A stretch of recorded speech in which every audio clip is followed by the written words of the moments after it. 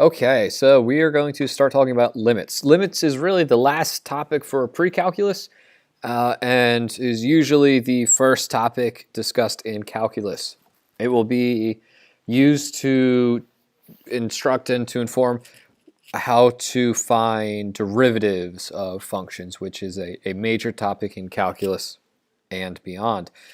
So here is a nice little parabola with the function. When we have a limit, we want to find what value the graph is approaching as x approaches something. So for example, let's say I have that point there. Let's change that color. So where is this graph going? What's the value of this function as x approaches 2? When I say value, I mean the y value. So as x approaches 2, well, from the left, x is getting as x approaches 2 from the left, my y value is getting closer to 2.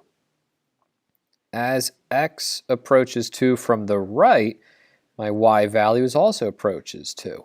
So we would say the limit as x approaches 2 of this function is equal to 2. Because as x goes to 2, the function is going to 2. The value, the y point, is going to 2. So here we have this again, and what we can actually do is we can just plug in these values, right? Because here, if I plug in 2, I get 2 squared minus 6 times 2 plus 2. Well, that's just 4 minus 12. Oh, some reason I put plus 2. It's plus 10. Yeah, so 4 minus 2 plus, or minus 12 plus 10 is 2. So 2 equals 2. Yeah. So see, for these, we can just plug them in. So what's the limit as x approaches 1 of this function? Well, we get negative 1 squared plus negative 1 minus 6. So we get 1 minus 1 is negative 6. If we were to graph this, we would see x is actually a point. Same with here. Negative 1 squared plus negative 1 minus 6 over negative 1 plus 3. Well, this just becomes negative 6 over 2. So we get negative 3. But we've run into an issue when we have something like this. Because if we just try to plug in 1, we get 0 in the denominator. So we can't just plug in a value here because the function does not exist. The limit can still exist, but the function does not exist. So what we need to do is we need to look at some values here. So what we can do, we can look at our x values and we can look at our y values, and we can plot some points. So in the center, I'm going to look at x is equal to 1.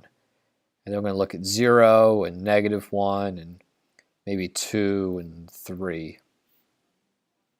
So when x is equal to 1, the function does not exist. So what about 0? Well, if I plug in 0, I get negative 1 over negative 1, which is 1. Well, if I plug in negative 1, I get negative 1 minus 1 minus 1 minus 1 over negative 2. So this is negative 4 over negative 2, which is 2. Okay, so let's look at the other side here. When I plug in 2, I get 8 minus 4 plus 2 minus 1 over 1.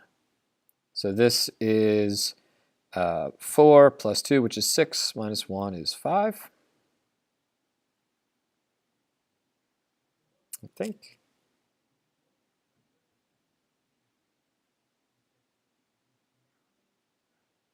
Yeah, it's 5. It's a pretty big gap in there. So 3 is going to be 27, oh boy, minus 9 plus 3 minus 1 over 2. So this right here is 18 plus 1.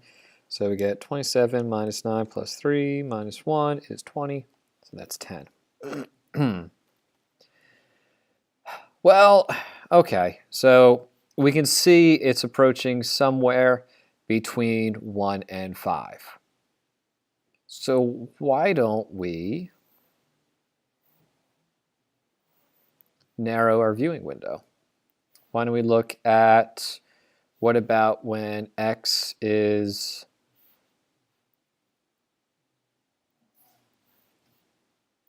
a half? And what about when x is 1.5? Well, when x is a half, I get 0.3 to the third minus 0.5 squared. So 0.5 to the third minus 0.5 squared plus 0.5 minus 1. And if we divide that by 0.5 minus 1, we get 1.25. So we get 1.25. If we plug in 1.5, we get 1.5 to the third minus 1.5 squared plus 1.5 minus 1. And we're going to divide by 0.5, and we get 3.25. So we're getting closer. So now we're between these two. So what about if I did, for x and y, right, what about if I did x was 0.9 and then 1.1? So we're 1/10 of the way away. So if I do 0.9 to the third minus 0.9 squared plus 0.9 minus 1, and I divide that by 0.9 minus 1, I get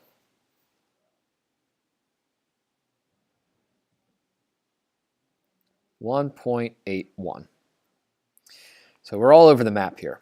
1.1, if I do 1.1 to the third minus 1.1 squared plus 1.1 minus 1, and I divide that by 1.1 minus 1, I get 2.22, or 2.1 rather.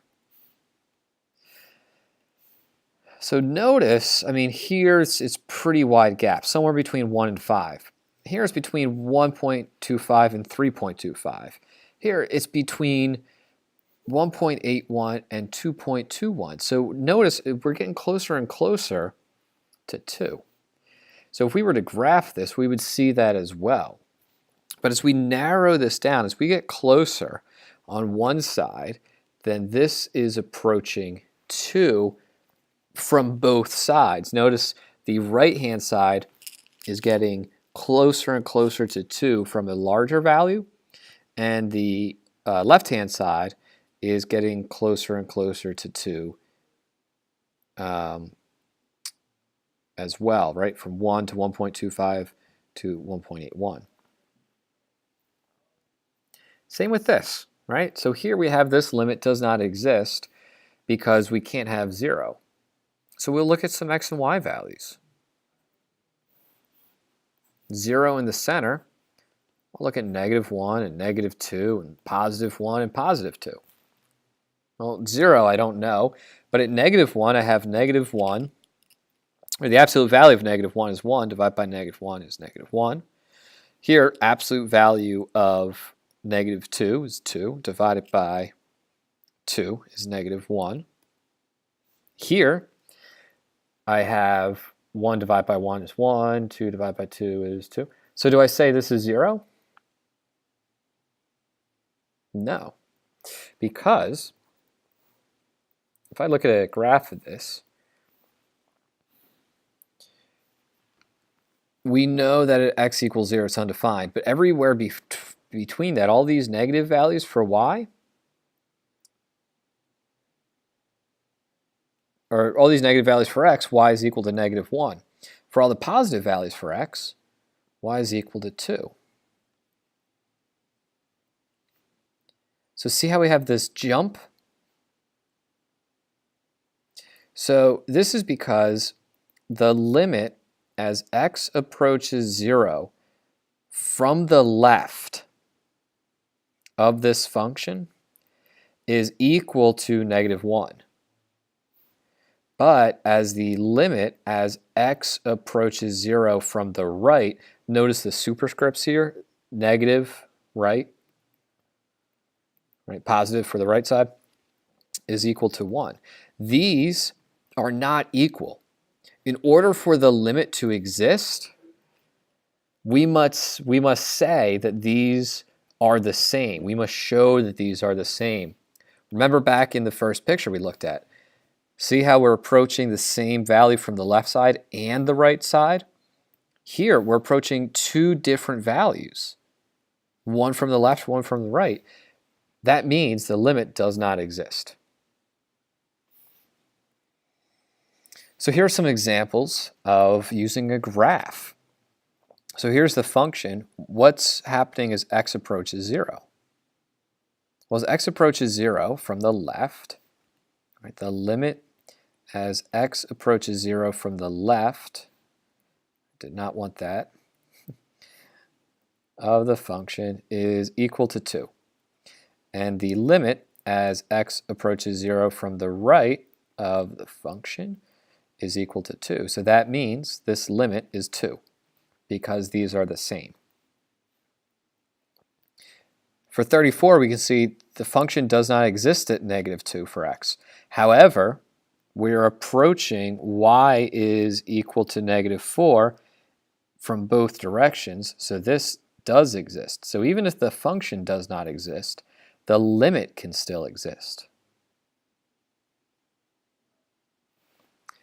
For this one, the limit does not exist. So dne, or we can actually write out does not exist.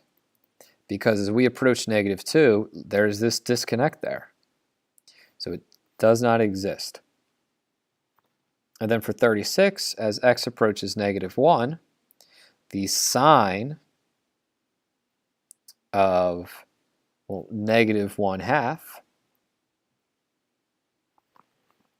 right? What is the sign of -1/2? It equals -1. We can plug that into the function, or we can see that right from the graph. And so that's a basic introduction for limits. I think this is probably a little bit challenging because it has a lot to do with logical thinking and graphing. We are going to look at some algebraic maneuvers next, which simplifies this whole approach.